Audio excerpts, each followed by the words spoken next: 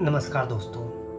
बॉलीवुड में कई ऐसे टैलेंटेड कलाकार रहे हैं जो इस नेपोटिज्म से दबाए गए हैं या ग्रुपिंग करके उनका कैरियर खराब किया गया है। लेकिन अफसोस की बात है कि इतना सब होने के बाद भी यहाँ पर कोई कलाकार मुंह खोलने को तैयार नहीं होता। लेकिन एक एक्ट्रेस है जो इस बॉलीवुड की ग्रुपिंग के बारे में खुलकर अपने विचार रखती है। ये एक्ट्रेस है नीतू चंद्रा। नीतू चंद्रा का जन्म हुआ था 20 जून 1984 को पटना, बिहार में।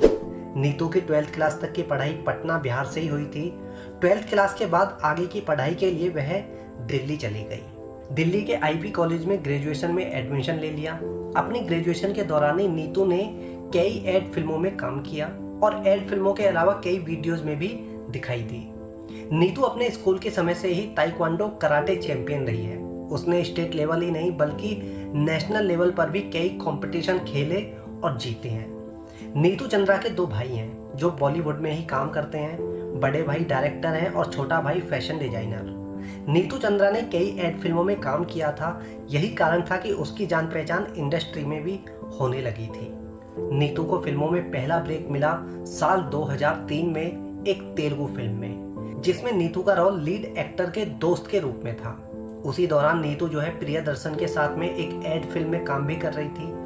उसी एड फिल्म के बाद प्रियदर्शन ने जो है नीतू को एक फिल्म ऑफर की। ये थी बात साल 2005 की। ये फिल्म थी गरम मसाला, जिसमें नीतू के साथ में लीड रोल में थे अक्षय कुमार और जॉन इब्राहिम। इसके बाद नीतू को फिल्में मिलनी शुरू हो गई क्योंकि गरम मसाला उस समय की सुपरहिट मूवी थी। एक समय ऐसा भी था जब नीतू के पास 6 से 8 फिल्में उसके हाथ में थी। बीच बीच में नीतू जो है तेलुगु फिल्में भी कर रही थी। नीतू चंद्रा ने एक इंटरव्यू के दौरान बताया था कि उसके पास लगातार नई नई स्क्रिप्ट आ रही थी। वह लगातार नई नई फिल्में साइन भी कर रही थी। लेकिन एक समय ऐसा भी आया जब उसे साइन की हुई फिल्मों से रातों रात निकाला जाने लगा।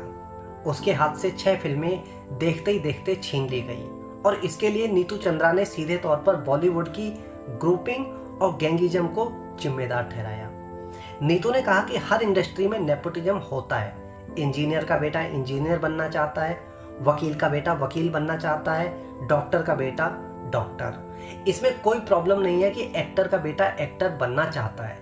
इससे जो है बाहर वालों को थोड़ा ज़्यादा स्ट्रगल करना पड़ता है, ये बात सही है, लेकिन ये कोई प्रॉब्लम वाली बात नहीं है। नीतू ने आगे कहा कि प्रॉब्लम वहाँ होती है जब आपके खिलाफ ग्रुपिंग होनी शुरू हो जाती है, जब आपके खिलाफ लॉबी काम करने लगती है। नीतू ने बताया कि जो 6 फिल्में उससे छीनी गई वो सारी की सारी बड़ी एक्ट्रेस को दे दी गई क्योंकि वो सारी फिल्में बड़े बजट की फिल्में थी। क्योंकि बड़ी बड़ी एक्ट्रेस जो है ग्रुपिंग और लॉबिंग करने में एक्सपर्ट होती हैं। नीतू ने अपने बारे में ये भी बताया कि कैसे लोग उसे बिहार के नाम से चिढ़ाते थे। लोग उसे बिहारी बोलते थे कि ये तो बिहारी है और बहुत ज़्यादा जो है बैकवर्ड एरिया से आती है। लोग उसके साथ जानबूझ के काम करने को मना कर देते थे कि वह तो बिहारी है। नीतू चंद्रा ने साल 2010-2011 तक हिंदी फिल्मों में काम किया था, लेकिन उनकी कुछ फिल्मों को छोड़ दिया जाए तो सारी फिल्में लो बजट की फिल्में थी। 2011 के बाद नीतू तमिल, तेलुगु और भोजपुरी फिल्मों में ज़्यादा बिजी हो गई।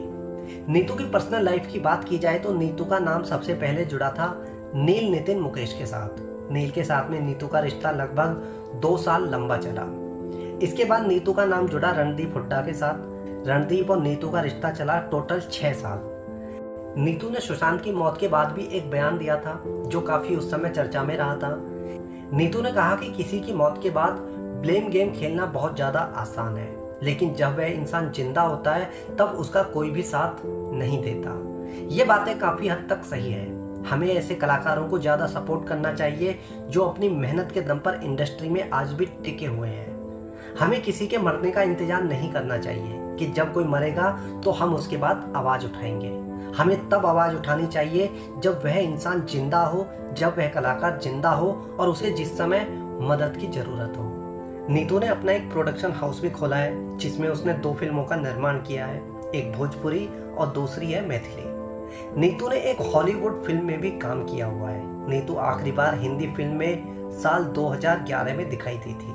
नीतू उन एक्ट्रेसेस में है जो अपने दम पर फिल्मों में आई और अपनी मेहनत से थोड़ा बहुत काम किया, लेकिन कभी भी बड़ी फिल्में झटकने के लिए अपना जमीर नहीं बेचा।